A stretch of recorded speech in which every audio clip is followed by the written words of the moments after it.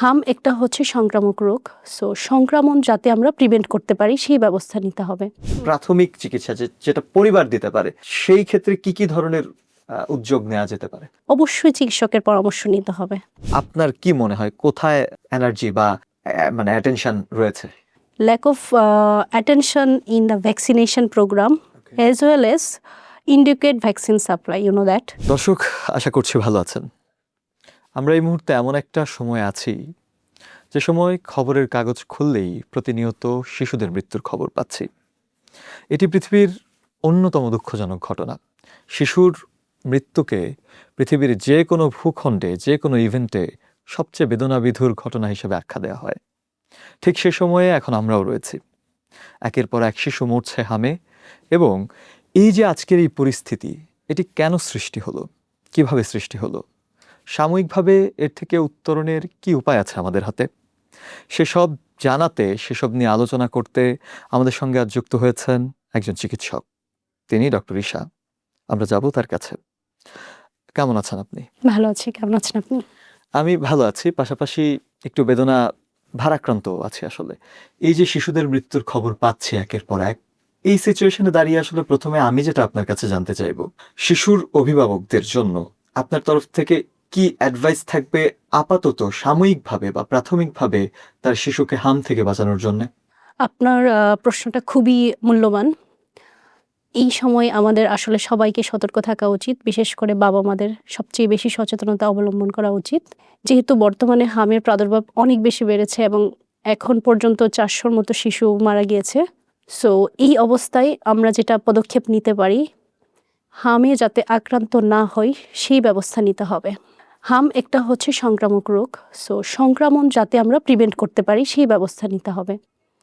সেজন্য আমাদের যে স্কুল গোয়িং বাচ্চা আছে, যারা আক্রান্ত, যেই ফ্যামিলিতে একটা বাচ্চা আক্রান্ত, সেই আক্রান্তর যে লক্ষণগুলো আছে, লক্ষণগুলো বোঝার পরে বাচ্চাকে অন্য কোথাও আউটগোয়িং হতে না দেওয়া, স্কুলে কিছুদিন বন্ধ রাখা বা শপিংয়ে না নিতে যাওয়া, অন্য বাচ্চাদের থেকে দূরে রাখা, এবং যেসব বাচ্চা আক্রান্ত হয় নাই তাদেরকে হসপিটাল বা শপিং মল অথবা ঘুরতে নিয়ে যাওয়া, পার্কে নিয়ে যাওয়া, ওই জায়গা থেকে প্রিভেন্ট করা, গ্যাদারিং থেকে তাদেরকে একটু দূরে রাখা। ডক্টর ঈশা, এই জায়গায় আমার একটু প্রশ্ন আছে। হ্যাঁ, sure. তাহলে কি আপনি মনে করছেন যে আপাতত আমরা যেমন দেখলাম করোনার সময় একটা বিশেষ সতর্কতা বিশ্ববাসী পালন করেছে ঘরবন্দি অবস্থায়, তো আপনি কি মনে করছেন যে শিশুদের যে মেস গ্যাদারিং প্লেস গুলো আছে, যেমন স্কুল, তারপর বিভিন্ন প্লেগ্রাউন্ড, সেগুলো কি সাময়িক সময়ে বন্ধ রাখা যেতে পারে কিনা, বা এটি বিচক্ষণ সিদ্ধান্ত হবে কিনা বলে আপনার? আমি মনে করি না সেটা বন্ধ করার দরকার আছে, কিন্তু যেই সব বাচ্চাদের অলরেডি লক্ষণ প্রকাশ পেয়েছে, যেমন জ্বর, র্যাশ বা যেই লক্ষণগুলো হামের আছে, সেগুলো প্রকাশ পেলে অবশ্যই সেই শিশুকে মিনিমাম 14 days ঘরে রাখা, যাতে ওই বাচ্চা থেকে অন্য বাচ্চারা আক্রান্ত না হয় সেই ব্যাপারটা খেয়াল রাখা, সেটাই মেইন পদক্ষেপ হতে পারে। বাট অন্য বাচ্চারা, সুস্থ বাচ্চারা, তাদের তো খেলার অধিকার বন্ধ করার অধিকার নেই। ঠিক আছে, এই ক্ষেত্রে একটু জানতে চাই আপনার কাছে, হামের উপসর্গ প্রাথমিকভাবে যখন একজন বাবা মা বা পরিবারের লোকজন শনাক্ত করতে পারে, তাদের প্রাথমিক সেবা বা প্রাথমিক চিকিৎসা যেটা পরিবার দিতে পারে, সেই ক্ষেত্রে কি কি ধরনের উদ্যোগ নেওয়া যেতে পারে? আপনারা জানেন হাম একটি ভাইরাস জনিত রোগ।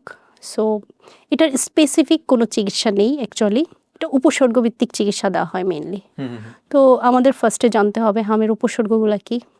মেইনলি জ্বর, ঠিক আছে, জ্বরের মাত্রা 104-5 এরকমও হতে পারে।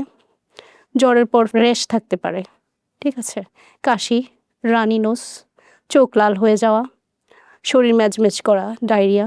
সো এই উপসর্গ হতে পারে। এই উপসর্গগুলো আমরা সিমটোমেটিক ট্রিটমেন্ট দিয়ে থাকি।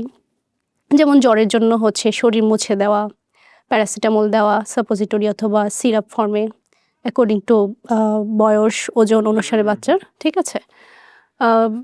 লাইক রানি নোজের জন্য আমরা অ্যান্টিহিস্টামিন জাতীয় ওষুধ দিতে পারি, বা বাসায় ধরেন তুলসী পাতার রস অথবা এটা জাস্ট টোটকা অ্যাজ ইউজুয়াল মধু দিতে পারেন একটু কাশির জন্য, ইট ওয়ার্কস। ওকে, সো তারপর কাশির জন্য সালবোটামল জাতীয়, অবশ্যই চিকিৎসকের পরামর্শ নিতে হবে। ঠিক আছে, আসি ডক্টর শিখা, আমরা যেটা জানতে চাচ্ছি, আসলে আমার যেটা প্রশ্ন আপনার কাছে, এই মুহূর্তে দাঁড়িয়ে আমরা এই যে সাফার করছি, হাম তো নতুন কোনো রোগ নয়, হাম সম্পর্কে আমরা অনেক আগে থেকে জানি, কিন্তু হুট করে দেশে এই পরিস্থিতির সৃষ্টি কেন হলো, বা এইটার প্রেক্ষাপটটা কি? যেমন আমরা দেখেছি এক সময় হাম অনেক আগে থেকে ছিল, কিন্তু বিগত 5 বছর, বিগত 10 বছর, বা আমরা যদি তার আগে পরে বলি, আমরা অন্য অনেক কারণে দেখেছি দেশে অনেক মহামারী এসেছে, কিন্তু হামের কারণে তো এভাবে 400 শিশু কয়েকদিনের মধ্যে মৃত্যুর খবর কিন্তু আমরা আর পাইনি। আসেনি। হ্যাঁ, এইটা কেন সৃষ্টি হলো, বা এই ক্ষেত্রে আপনার কি মনে হয় কোথায় ল্যাক অফ এনার্জি বা ল্যাক অফ মানে অ্যাটেনশন রয়েছে? আচ্ছা, আপনারা নিশ্চয়ই জানেন বাংলাদেশে যে টিকাদান কর্মসূচি যেটা আছে, ইপিআই যেটাকে বলে, এক্সপ্যান্ডেড প্রোগ্রাম অন ইমিউনাইজেশন, সম্প্রসারিত টিকাদান কর্মসূচি, এটার ভিতরে 5টা টিকা দেওয়া হয় মেইনলি। এর মধ্যে এমআর ভ্যাকসিন, যেটা মিজলস অ্যান্ড রুবেলা, যেটা 9 মাস বয়স এবং 15 মাস বয়সে দেওয়া হয়। ঠিক আছে? সো 24-25 এই 2 বছরে lack of attention in the vaccination programme as well as indicate vaccine supply, you know that. আমরা নিউজ পেপারে অনেকবার দেখেছি।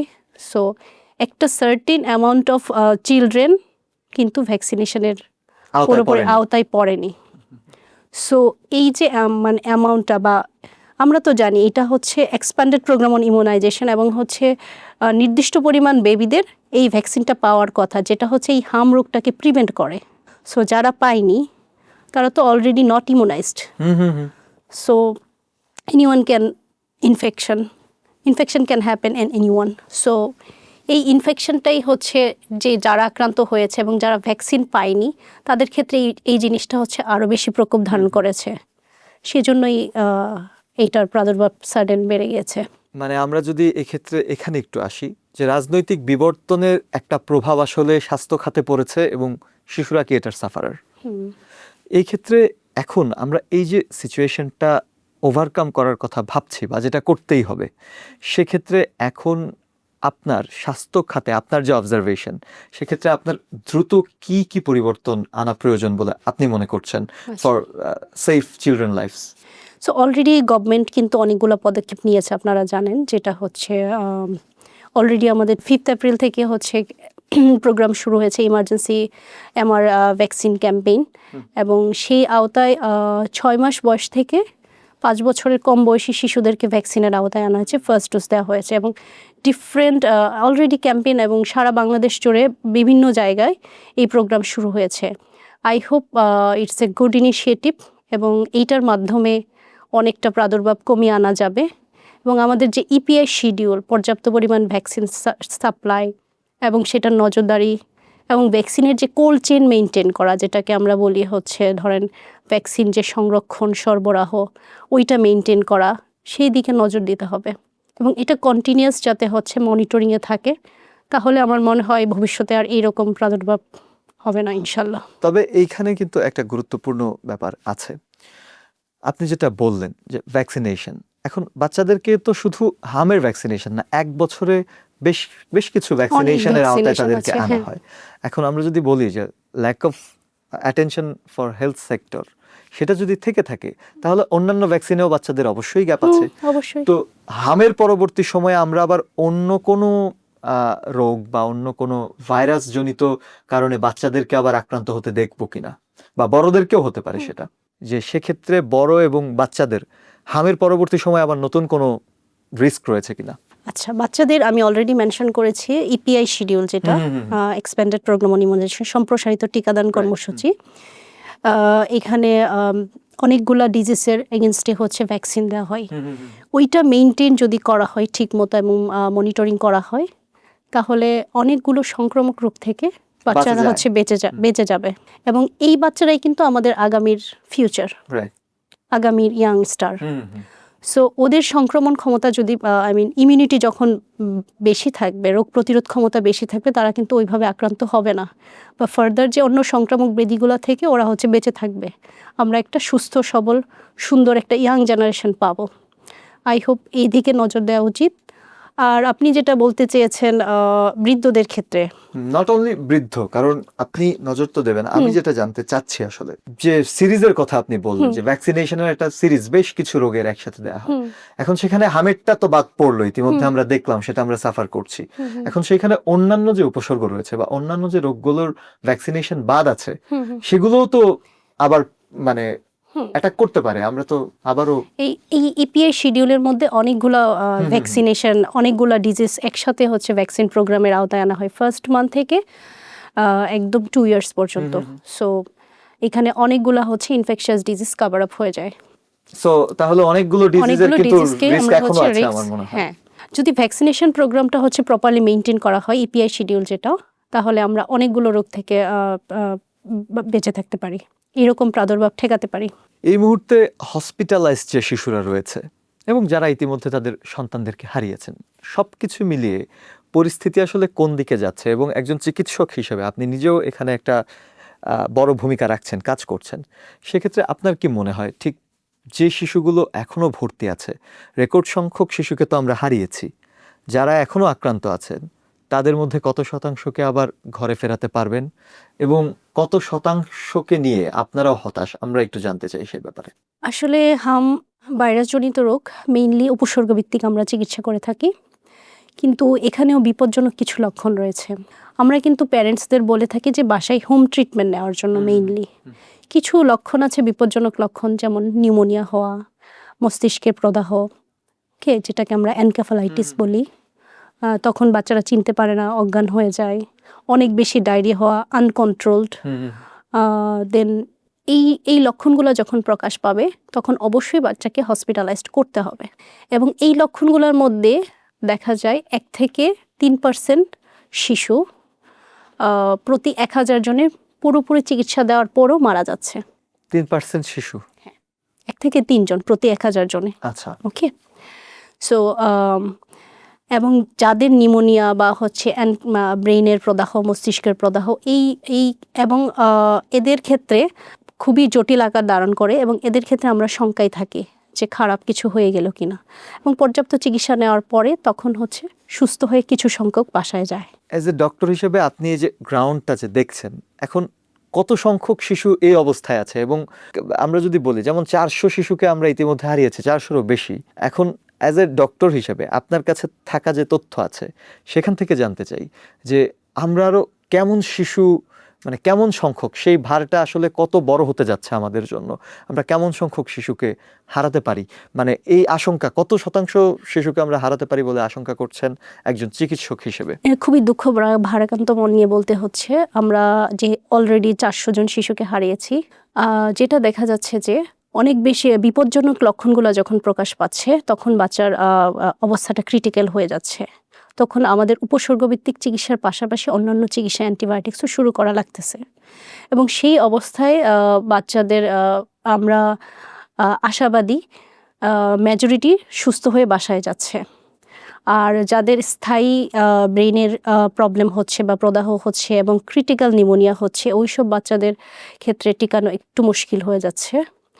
So we are hoping for the best as যেহেতু এবং আমরা হচ্ছে সর্বস্তরে এটার মানে সর্বোচ্চ চেষ্টা করছি এবং অভিভাবকরাও সচেতন হয়েছে, গভর্নমেন্টও পদক্ষেপ নিয়েছে।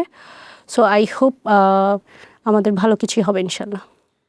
আমরা শেষ প্রান্তে আছি, তবে একটা প্রশ্ন দিয়ে শেষ করব।